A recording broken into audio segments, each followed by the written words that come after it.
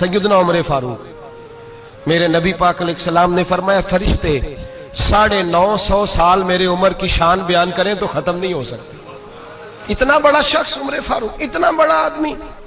ایک دن اعلان کیا عمر فاروق نے، لوگوں مسجد میں آؤ، بات کرنی ہے، امیر المومنین کا پیغام ہے، سارے مسجد میں آ جائیں۔ کھچا کھچ مسجد نبوی صحابہ سے بھر گئی، اور ایسا جب اعلان ہوتا تھا تو صحابہ دوڑ کے آتے تھے، شاید کو جنگ ہے، شاید کسی نے حملہ کر دیا ہے، شاید کوئی نئی بات ہے، دوڑے آئے لوگ، مسجد نبی کھچا کھچ بھر گئی۔ سیدنا فاروق اعظم رضی اللہ تعالیٰ عنہ ممبر پہ بیٹھے، حضرت عبد الرحمن ابن عوف رضی اللہ تعالیٰ عنہ فرماتے ہیں کہ صحابہ تجسس کے دیکھ رہے ہیں کہ پتہ نہیں کسی طرف سے پیغام نہیں آ گیا، کوئی کافر حملہ نہیں کرنے لگا، اللہ جانے کیا ہوا ہے، بڑی پریشانی ہے۔ عمر بیٹھے، اللہ کی حمد کی، نبی پاک صلی اللہ علیہ وسلم پر درود پڑھا، اور پھر عمر فاروق بولے، فرمانے لگے میں جب مکے میں رہتا تھا نا تو کبھی گھر میں قحط آ جاتا تھا، کبھی قحط آتا تھا گھر میں،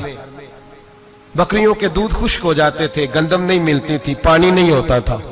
تو فرمایا میری اماں مجھے خالہ کے گھر بھیج دیتی تھی۔ قبیلہ بنو مخزوم، اس قبیلے میں میری خالہ کی شادی ہوئی تھی تو وہ مالدار لوگ تھے، ان کے پاس زیادہ بکریاں، زیادہ اونٹ، زیادہ گائیں، زیادہ کھیت تھے۔ حضرت عمر فاروق فرمانے لگے میں ان کے گھر جاتا تو میرے خالو سمجھ جاتے کہ عمر کو اس لیے بھیجا گیا ہے کہ قحط آ گیا ہے،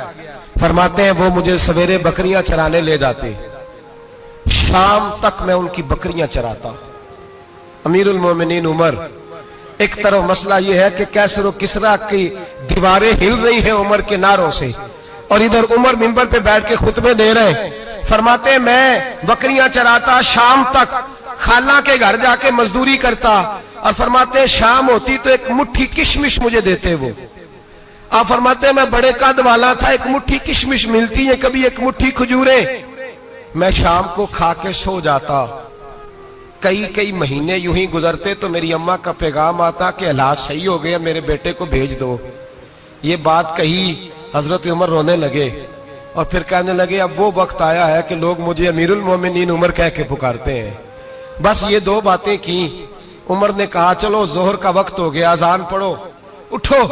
نماز پڑھے، اٹھو، اذان ہوئی، اقامت ہوئی، جناب عمر نے نماز پڑھائی، لوگ چلے گئے تو سیدنا عبد الرحمن ابن عوف جرانہ تھا جناب عمر سے، بازو پکڑ کے کہنے لگے عمر سیاڑا بندہ یار تو یہ دو باتیں سنانے کے لیے اتنا مجمع اکٹھا کیا تھا، یہ دو باتیں کہنے کے لیے کہ میں خالہ کے گھر جا کے مزدوری کرتا تھا تو ایک مٹھی کشمش ملتی تھی، ایک مٹھی کھجوریں، یہ کہنے کے لیے کہ میں بکریاں چرایا کرتا تھا۔ تو حضرت عمر فاروق رضی اللہ تعالیٰ عنہ پھر روئے، پھر آنکھوں میں آنسو آئے، کہنے لگے عبد الرحمن آج نا مصر شام سے کچھ لوگ آئے تھے اور وہ بتا رہے تھے کہ عمر تیرا ڈنکا وہاں بھی بڑا بجتا ہے، وہ مجھے کہہ رہے تھے تیرے نام کے وہاں بھی بڑے دبدبے ہیں، بڑے تذکرے ہیں، تو میرا نفس مجھے کہہ رہا تھا عمر دیکھا تو یہاں بیٹھا ہے اور وہاں تیرے نام کا شور ہو رہا ہے، مجھے اس نے بڑا کیا ہے، تو میں نے آج مصطفیٰ کے سارے غلام کٹھے کر کے اپنی اوقات بتا دی ہے،